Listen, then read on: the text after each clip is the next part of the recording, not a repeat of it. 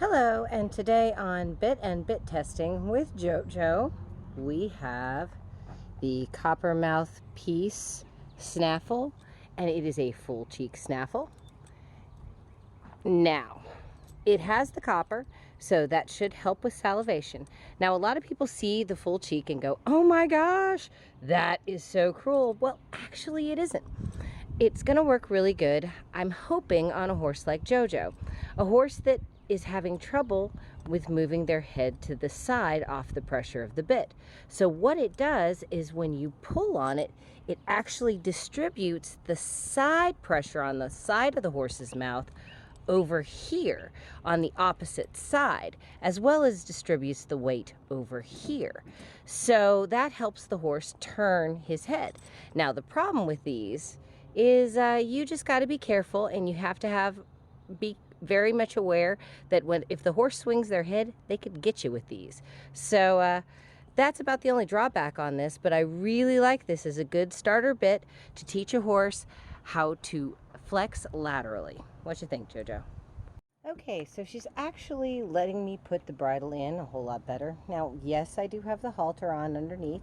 That's because I intend upon working her off the halter and only adding bit pressure when necessary. So that's why the halter's on there. But I also want her to learn and feel all this stuff and not be confused by it. So sometimes adding a little more tack helps desensitize the horse to less tack later. Used to the bit. Now we're using what's called a full cheek snaffle. Now the last time I asked her to give to pressure with a D-ring bit, she wasn't too enthusiastic. But every time we put the bit in her mouth, she is dropping her head, so we're gonna go from there. Now I'm gonna come up here and I'm just gonna lightly ask her to give to pressure. Oh, look at that, that was wonderful. Now she's putting her head back down because I think she thinks that that's what I want her to do. But I want her to actually give me her, there you go, good girl. And I'm just being really light. I'm just using my thumb and my forefinger. There you go. All right. Want her to bring her head up. Bring her head up. There you go. There you go. All right. Now I'm going to ask for flex on the other side. Oh, that was nice. Very nice. I know. That's what you want to do. She's being really, really sweet. Okay. Stop flexing now. There you go. All right. Now flex for me again. Oh, she's giving away pretty well. So the full cheek snaffle seems to be working really nicely on her. No, I'm not gonna let you rub on me, because rubbing on me with that full cheek snaffle would not be a good thing. I'm gonna ask her to bring her head up by putting the reins on the horn there. So when she brings her head up to a comfortable point, it's just gonna bring your head up. Bring your head up. There you go. Bring your head up. I've never seen one that actually just wanted to put her head down like she does.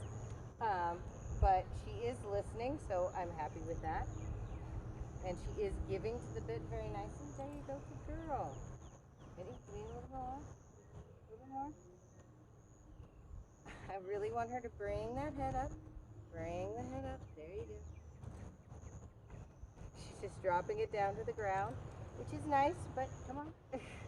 I want you to bring your head up. I've never actually had one that didn't want to put their head up before, which is really pretty cool. But she did give a whole lot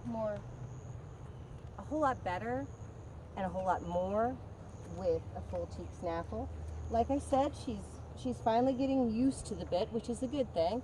We want her to get used to a bit, even though I actually am going to be training her both bitless with a side pull and with a bit, because, you know, it's part of her knowledge. She needs to learn everything.